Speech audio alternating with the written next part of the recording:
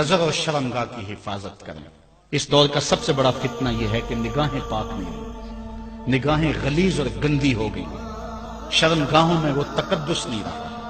حضور علیہ السلام نے ارشاد فرمایا، من زنا زنیا بہی ولو بہی تانے دارے ہی، جس شخص نے زنا کیا یہ عمل اس کے گھر بھی لوٹے اگرچہ اونچی اونچی دیواریں کیوں نہیں کرتے۔ یہ مکافات عمل ہے۔ گندم از گندم بروئت جو ز جو از مکافات عمل غافل میں شو۔ گندم بو گے تو گندم کاٹو گے، جو بو گے تو جو کاٹو گے۔ نظر کو تقدس دو، نظر کو پاکیزگی دو۔ حضرت لقمان حکیم کہتے ہیں کہ میں کئی نبیوں سے ملا ہوں، کئی نبیوں سے ملاقات کی ہے، اور میں ان سے 2-2 4-4 باتیں جمع کی ہیں، اور ان ساری باتوں کو میں نے جمع کر کے 100 باتیں جمع کی ہیں، اور ان کا پھر میں نے خلاصہ تیار کیا ہے۔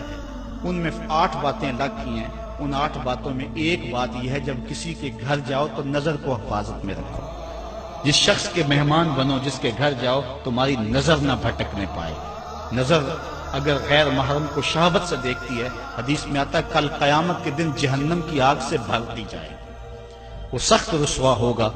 آج میڈیا کی آوارگی اور انٹرنیٹ پہ جو کچھ ہو رہا ہے، ٹیلی ویژن اور سینما جو بدتمیزی پھیلا رہے ہیں، اور موبائل پیکج جس طرح بے حیائی کو فروغ ہو رہا ہے، ہم اس کے خلاف پوری قوت کے ساتھ بند باندھیں۔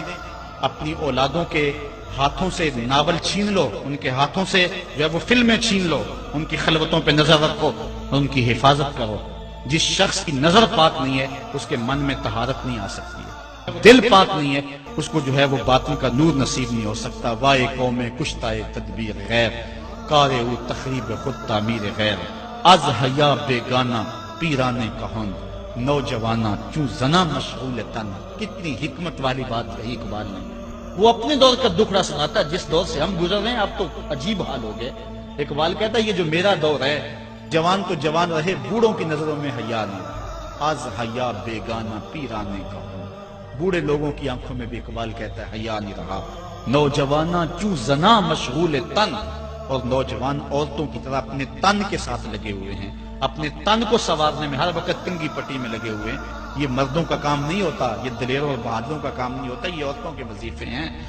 در دل شاں آرزوہا بے ثبات، مردہ زائم از بطون امہات۔ ان کے دلوں میں آرزویں کوئی اور ہی ہیں، اور ماؤں کے پیٹوں سے مردہ جنم لے رہے ہیں۔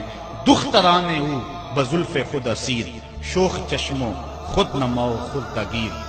اور قوم کی بیٹیاں اپنی زلف کی خود قیدی ہو چکی ہیں، اور ہر وقت جو ہے وہ اپنے آپ کو آئینے میں دیکھتی رہتی ہیں۔ ساختہ پرداختہ دل باختہ، ابروآں مثل دو تیغ آختہ۔ وہ جو گھر کی رونق تھی، جو آبرو اور حیا کا دوسرا نام تھا، آج وہ دل پھینک قسم کی ہو گئی ہے۔ آہ قوم میں دل سے حق پرداختہ، مرد و مرگے خیش را نہ شناختہ۔ اقبال کہتا ہائے قوم کہ جو مر گئی اور اسے ابھی تک پتہ ہی نہیں چلا کہ میں مر چکی ہوں اور جینے کا سامان نہیں کرتی۔ حضور نے فرمایا ہر دین کی کوئی پہچان ہوتی ہے، میرے دین کی پہچان حیا ہے۔ اگر حیا نہیں ہے تو